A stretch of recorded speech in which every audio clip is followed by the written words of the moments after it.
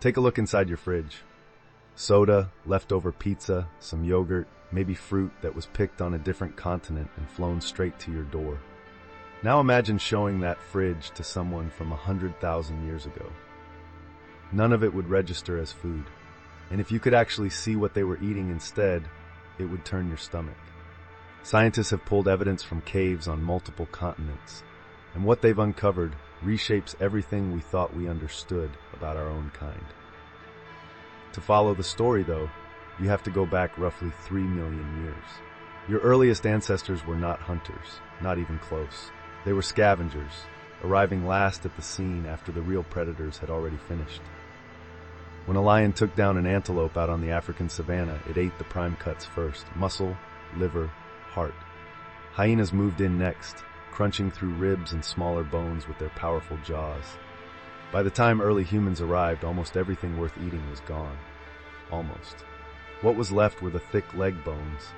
Hyena jaws couldn't crack them. Nothing else could get inside. But our ancestors had something no other scavenger possessed: hands capable of gripping a rock with enough force to smash one open. They used crude stone implements known as oldowan tools to do exactly that. Inside those bones was marrow, gray slick loaded with fat. They scooped it out raw with their fingers. For an early human, that was a meal.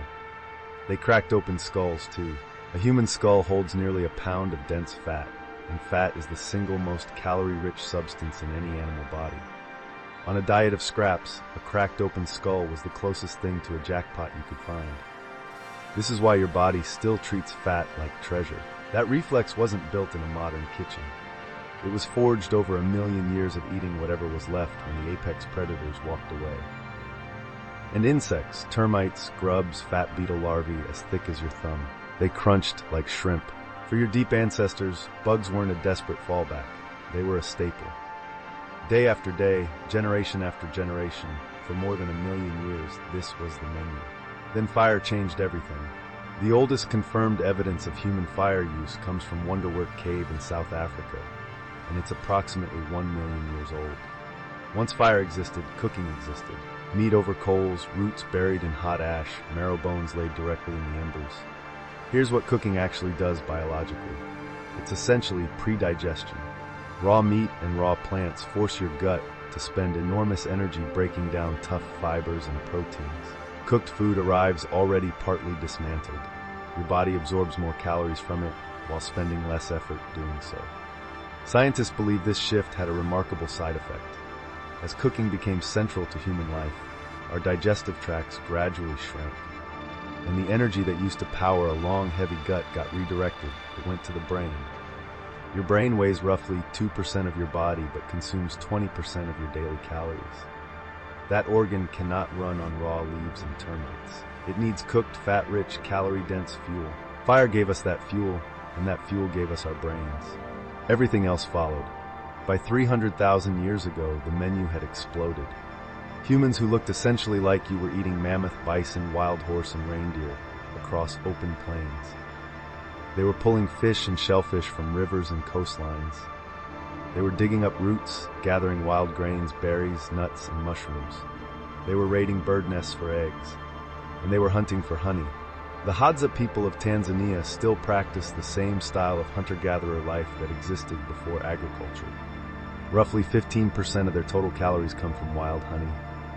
They scale dangerous trees, take hundreds of stings, and return again and again because nothing else in the wild delivers that kind of energy in a single find.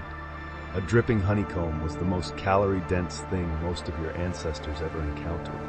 That craving didn't go anywhere. It lives in you right now as your love of sugar. For hundreds of thousands of years, sweetness meant two things simultaneously: instant fuel your body could burn immediately, and excess energy it could pack away as fat for the next time food ran out. That stored fat was what kept people alive through cold seasons and failed hunts. Sugar wasn't a guilty pleasure. It was survival insurance. Modern food figured out that signal and built an entire industry around exploiting it. Soda, candy, cereal, packaged bread, most sauces. Nearly every processed food sold on Earth is essentially sugar in a different outfit. Your body can't distinguish between wild honey in a tree and a candy bar. It just knows rare, rich, store it. Protein worked the same way. A single mammoth carcass could sustain a whole group for weeks. One successful kill eliminated countless hours that would otherwise go toward foraging. That recovered time went to children, to tool making, to storytelling around fires. Every craving you feel for meat today was shaped by that calculus. But there's one craving that's harder to talk about. At a site in England called Gough's Cave, researchers found human bones dating back around 14,700 years. The skulls had been cleaned with stone tools, deliberately and carefully.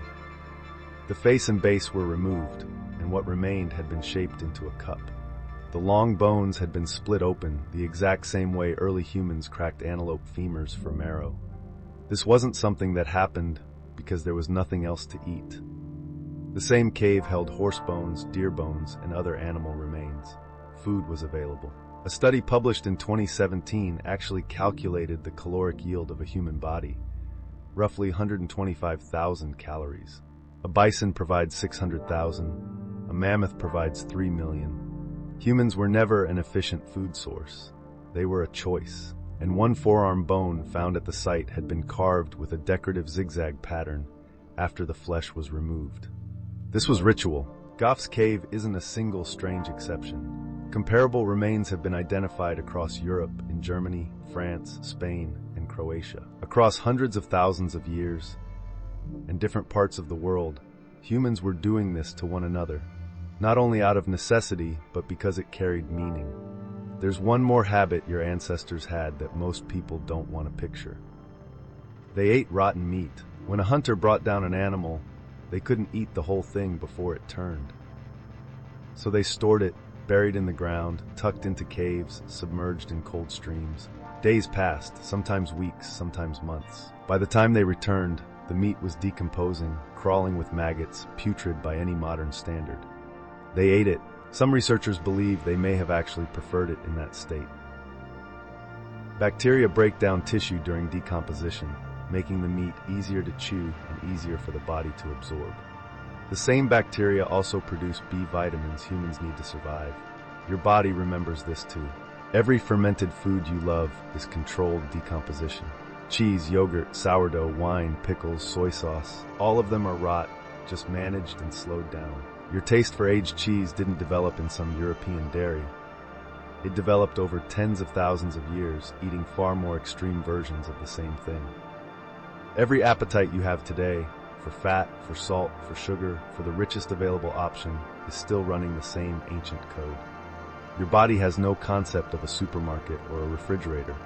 Its only directive is this: eat what's dense, eat what's rare, eat now because there might be nothing tomorrow. When you open the fridge at 11 at night, even though you just ate dinner, you're not weak-willed.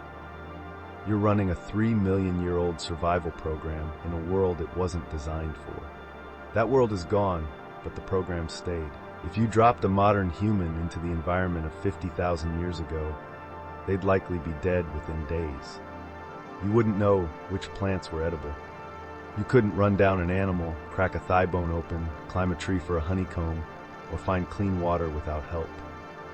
You'd be standing in a landscape packed with food and slowly starving because you couldn't read any of it. But flip it around, put a person from 50,000 years ago in your kitchen, and they would think they had stumbled into something divine.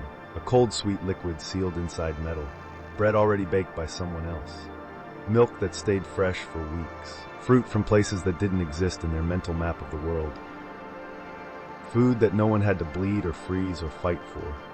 For 3 million years, virtually every human being who ever lived went to sleep cold, tired, and uncertain about tomorrow's meal.